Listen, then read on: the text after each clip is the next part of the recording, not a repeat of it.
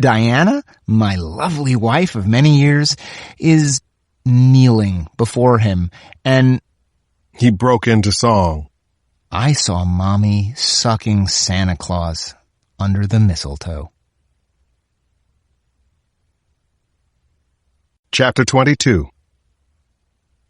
Diana had turned beet red and would not meet my eyes. Dr. Nicholson was still scrunched up after the kick to his ribs. Says a lot that you loved her so much that seeing her with another man would crush you like that, I told Fowler. But is that true? Fowler looked at me with instant hatred. You calling me a liar, Cross? He pointed to his wife. I didn't confront her. I wanted to know how deep this went, whether he was a fling or something more. Turns out, she was fucking the eyeglass maker like he was the featured artist in the Stud of the Month Club. Can you believe it? She was pissing away our marriage with a guy who makes a living by saying, "Now, can you read the next line? What about the line under that?" He glared at his ex-wife and Barry, and I feared he'd start kicking them again, or worse. Fowler shook the pistol at Dr. Nicholson and said to me, they had a standing reservation for a room at the Four Seasons, where they'd screw their brains out and stick me with the tab. Fowler's face had turned bright red. He paced the room, nervously scratching his arms and chest. Are you beginning to understand what happened here, Cross? What drove me to debase myself? Do you see who the victim is now? I said nothing. I just looked at Fowler and tried to seem objective. There would be no stopping his rant. He pointed to Melissa Brandywine. Now, you may be wondering who this lucky holiday guest is. Well, show Mr. Cross your pretty face, Missy. I said show him your face. He grabbed her by the chin and squeezed hard. She cried out, "Henry, please." Come on, Missy. Show the big phony smile that helped get your husband elected to Congress. While you're at it, show him your net worth statement, and Cross will understand why your husband really got elected to Congress. The congressman's wife turned her head toward me. She looked sad, broken, and embarrassed, and I had to wonder why. Dear Mrs. Brandywine, the publicity expert, the woman behind all those White House luncheons and all those embassy receptions. You know who else she is? Henry, please don't. Melissa Brandywine said. Nonsense. It's time to lay all our cards on the table. Not even dear Diana knows this, but after discovering that my wife was a whore, I got drunk and decided I deserved a whore. And who better to turn to than the wife of a man whore? She'd made overtures before. I just decided to take her up on it. Little secret? She likes a finger up the... Diana screamed. The children! Henry! Your children, for God's sake! Why can't you stop this? Why can't you move on? Why do you have to destroy everything around you? Just let it go! To my astonishment, Fowler did not explode. He just stood there looking like he'd come to in the middle of a sleepwalk. Everything was suddenly quiet in the room, so eerily quiet that I thought I could hear snowflakes against the windows behind the thick curtains. Fowler walked quickly to a sofa that faced the hostages. He sat down, waved the gun slowly at them, and said, as if in a trance, I want to let it go, Diana, but it won't let me go. He looked at me. Ever feel like that, Cross? That something just won't let you go? I flashed on the dark shadow fleeing the scene as my first wife lay dying in my arms. Sure. Then you'll understand that it's time for you to go. Trial's over. All have been found guilty, and I've got a penalty phase to prepare for. Chapter 23. Don't do this, I said. No matter what trust may have been broken, no matter what was done to you, Fowler, this is not the way to deal with it. His eyes flashed. That's not for you to decide. Now get out before I start thinking it's a good idea to finish you off too. Go back to that family you love, Cross, and pity mine. I could see by the flat quality of his expression and eyes that I did not have much room to negotiate. Standing slowly, I said, "I appreciate your side of things, Henry." And I appreciate you listening, Mr. Foreman. "Can I take one of them with me?" I asked, motioning toward his hostages. A gesture of goodwill. Leave! "Show me you're willing to compromise," I said, backing out of the room. "Otherwise, you limit my options, Henry. You force my hand, make me inclined to take harsher measures." I don't care, Cross. Threats work only on men who are scared for their lives, and I lost mine a long, long time ago. "Henry," he pointed the pistol at me. Leave, or you die right now. "I can't believe you want to kill them." You don't, huh? He said, and marched up to Dr. Nicholson, who cowered as if he expected to be kicked again. Fowler glared at me with an "I told you so" expression, extended his arm, looked back at his ex-wife's husband, aimed the gun, and shot him. Chapter 24.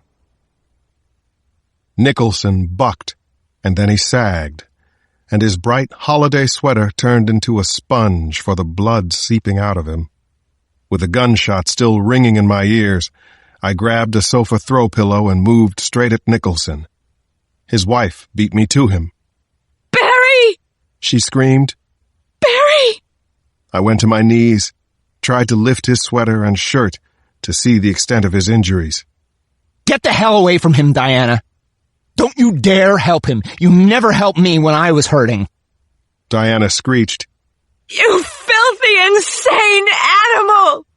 Jeremy, Chloe, and Trey were sobbing. Melissa Brandywine was up on her hands and knees, dry heaving.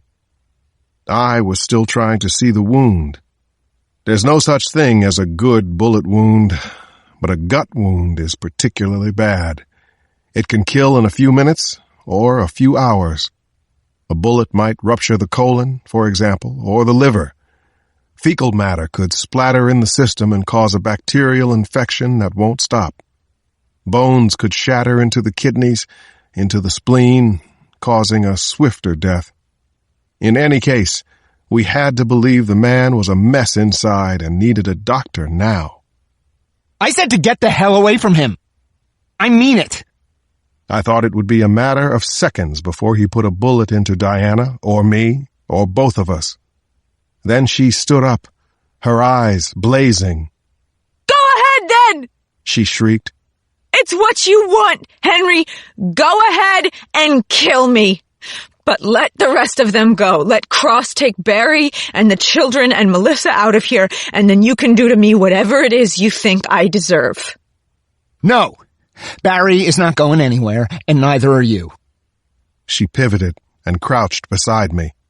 What can we do? I could see the entry wound now. It was to the far right of the navel, close to the side of Nicholson's torso. That was good news, and made me wonder whether Fowler's point-blank shot had been intentionally bad. But then I rolled the eye doctor onto his side, saw that the exit wound was draining blood. A puddle of it already stained the carpet. I rammed the sofa pillow against the wound, took off my belt, and strapped it in place. "You got to get some alcohol into the wound," I said. Get out, Cross! Now, or you will never see Christmas morning or your family again. I felt the gun barrel against the back of my head. "I'm sorry," I said. Tears dribbled down Diana's cheeks. I am too. I got up, took one last glance around so I could describe the room and everyone's position in it, then turned and walked to the front door. Fowler followed me, about 10 feet behind. I unlocked the door and started to open it, wondering whether Fowler intended to shoot me in the back of the head as I left. Chapter 25. I stepped out into brilliant, blinding light and jumped when Fowler slammed the door after me. I stood there a moment, hands on my thighs, trying to get control of my breathing, trying to focus on something other than the wounded doctor and the 5 other hostages I'd left inside with a madman. "Alex!" I heard Adam New yell. "Move!" I snapped to alertness and started through the snow toward the lights. Shortly before midnight, it had been a little above my ankles. Nearly 2 hours later, the snow was well up my shins and falling faster than I'd ever seen in Washington. 2, maybe 3 inches an hour. Rocky Mountain rates. The farther I got from the house, the more satellite trucks I could see. This was clearly the media event of a slow news day. But hey, what was Christmas without a hostage crisis? It was a tradition, just like the mandatory car bomb in Bethlehem. There were also folks from the neighborhood out, which surprised me. There were even some kids. Shouldn't they all be sleeping? Several folks had camera phones held high above their heads. They clicked, they texted, they tweeted. But it was the MPD people who blew me away. There must have been 50 rank-and-file officers now at the scene. They held pistols and 4-foot-high shields, and they waited for me. I thought I heard something behind me, but I did not turn. A voice from the crowd called, "Merry Christmas, Detective!" It was followed by a smattering of applause and a few whistles. Then I heard a woman's voice coming from close behind me. "Mr. Cross," she said. "Detective, please wait." I spun around. The congressman's wife was staggering through the snow toward me in her stocking feet, sad, stunned, still shaking like a leaf. She was carrying a shovel. I went to her, lifted her out of the snow, and carried her through the line of policemen in riot gear. "What's with the shovel?" I asked, as I handed her over to a pair of EMTs inside the shelter behind the police vans.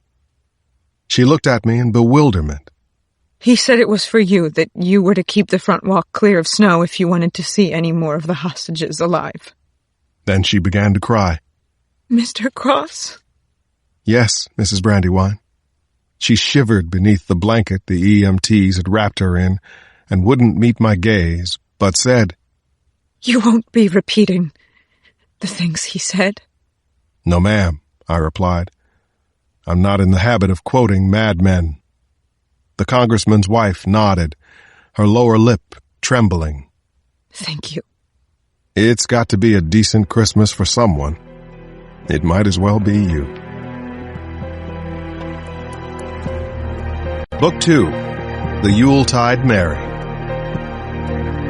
Chapter 26.